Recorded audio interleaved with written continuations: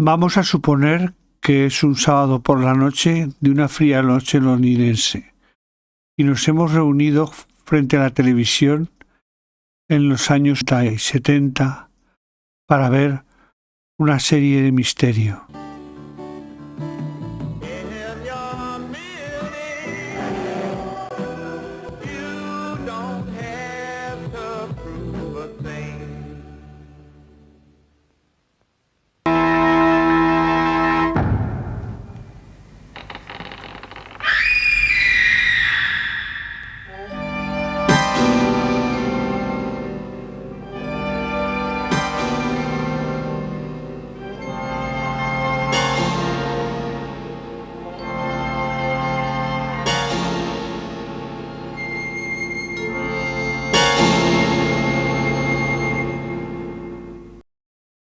Hola, bienvenidos a Letras e Imaginación.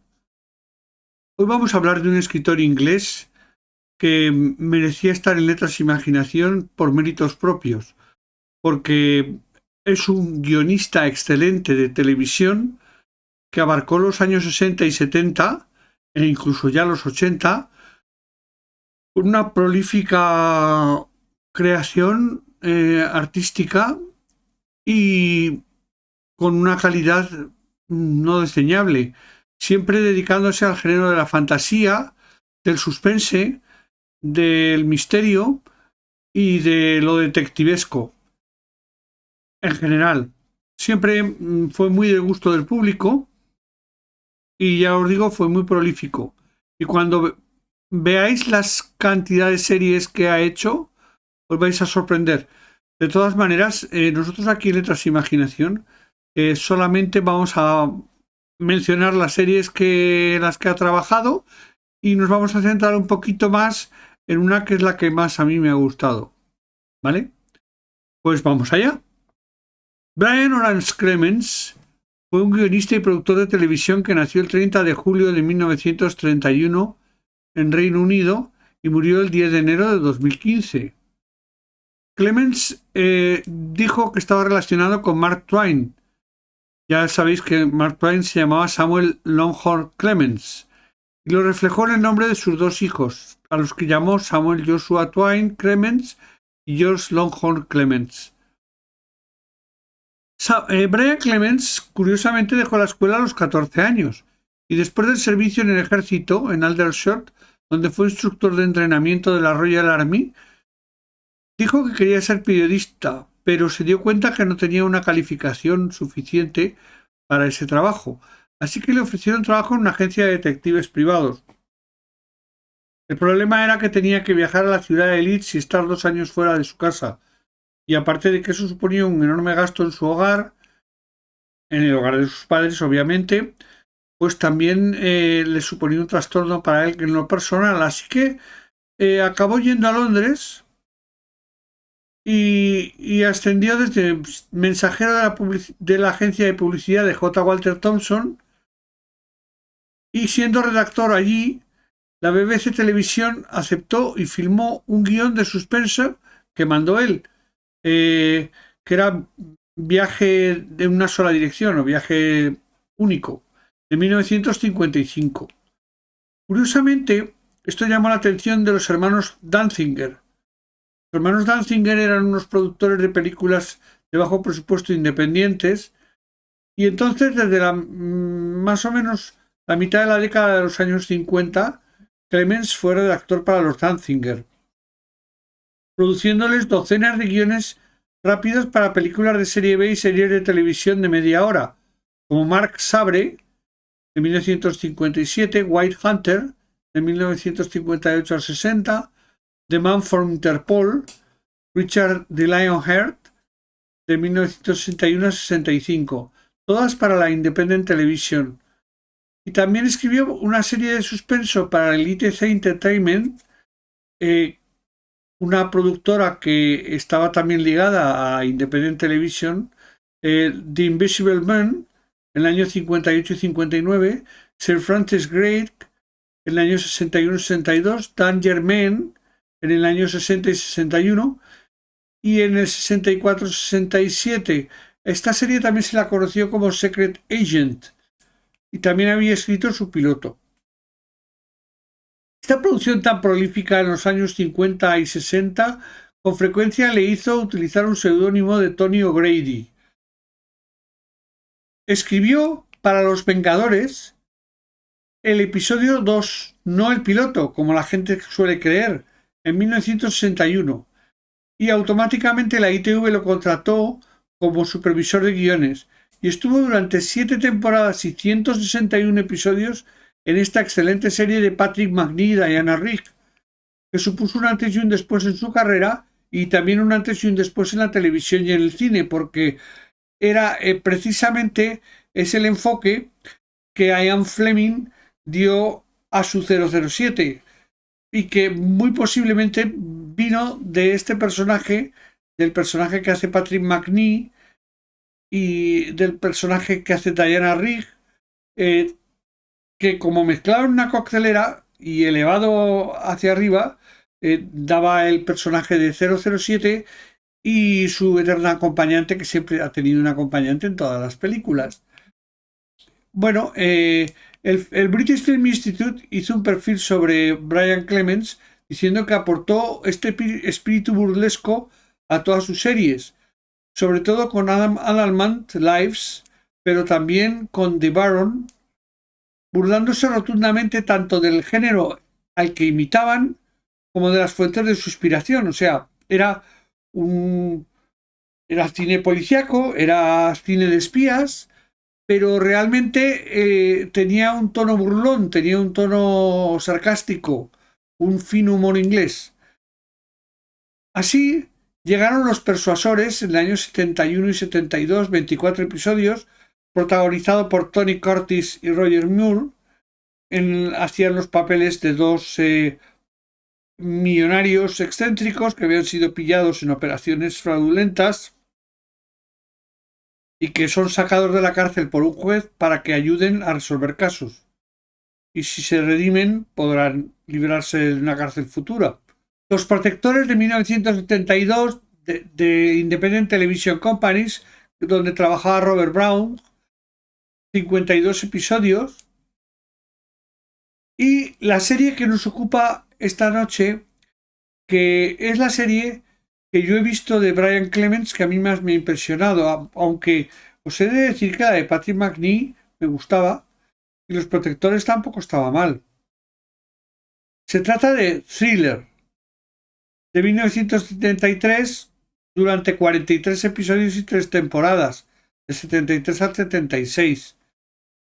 Después hizo Los Nuevos Vengadores, también con Patrick Macnee, pero ya no con Diana Rigg, sino con Joanna Lumley. Los Profesionales, del 77 al 83. Remington Steele, del 82 al 87, de 94 episodios.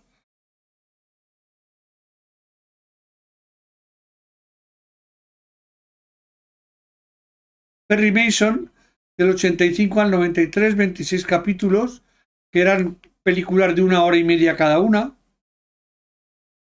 Y por último, la última producción en la que participó sus guiones a nivel, digamos, de televisión fue Hammer House of Mystery and Suspense, de 1988, que eran simplemente 13 episodios.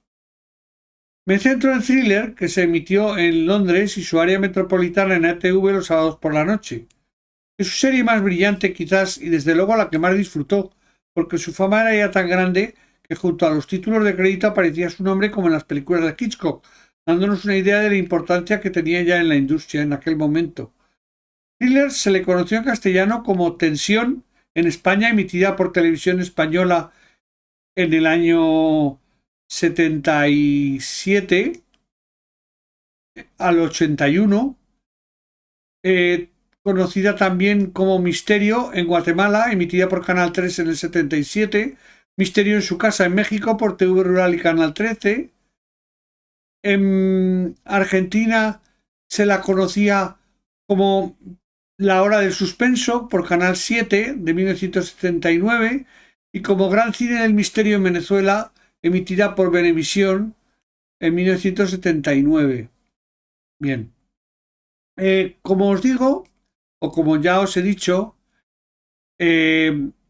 es transmitida originalmente entre 1973 y 1976 por la cadena Independent Television.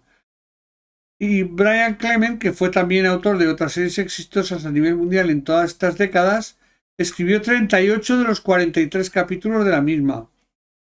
Fue ayudado por Terence Freely, que era su escritor colega de cabecera, y los argumentos tocan el suspense, el terror psicológico, lo sobrenatural, el misterio. Muchas veces los espectadores se ven obligados a cerrar el final con las pistas que ha dado el guión, haciendo pensar. Sería un poco el Black Mirror de aquella época. Durante 6 temporadas, cada episodio duraba 1 hora aproximadamente y se iniciaba con una breve secuencia de apertura que muestra el desarrollo de los hechos para luego mostrar una serie de tomas de escenas relacionadas con el episodio hechas con un lente objetivo ojo de pez con un borde rojo, mientras suena un inquietante tema compuesto por Laurie Johnson. A nivel técnico fue una de las primeras series que se rodó enteramente en vídeo de alta definición PAL para televisión. El vídeo de alta definición, estoy hablando ya de 625 líneas completas que se utilizaban para vídeo, requería una iluminación distinta en los estudios para conseguir los matices de color que el film grabado en película de 70 milímetros poseía y que en el vídeo era muy complejo, y fueron los ingleses los primeros en conseguir que en interiores las películas rodadas en vídeo tuvieran un aspecto técnico aceptable. Esta serie fue producida por ATV, la desaparecida franquicia londinense de ITV, y también producida y distribuida mundialmente por la desaparecida empresa ITC Entertainment. Todos los capítulos de dicha serie fueron filmados en los estudios Elstree, al norte de Londres. Era habitual el protagonismo de actores norteamericanos como Gary Collins, Bradford Dillman o Patrick O'Neill, que venían adrede para aparecer como estrellas invitadas en los episodios.